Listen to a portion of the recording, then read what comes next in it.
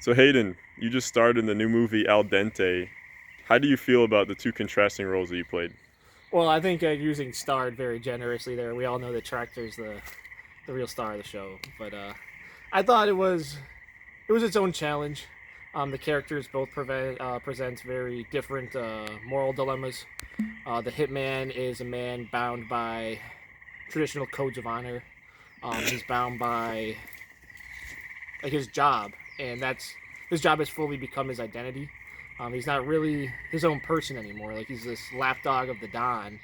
But in that, there is like some depth to him where we see like the Don and the Hitman's relationship more fleshed out, like how they sort of interact together away from the world of Tractor when they're doing strictly business.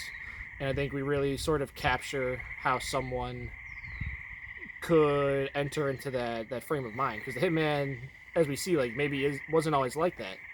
And like his relationship with the Don sort of changed him, and likewise changed the Don. I think those are some great scenes that we got there, exploring sort of emotional vulnerability between these two men that in a traditional society maybe aren't showing that light.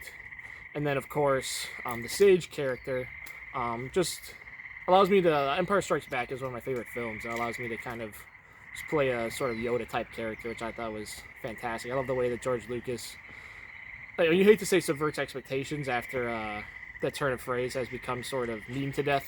But the way that George Lucas presented a lot of the ideas in Episode 5, I thought were really fantastic.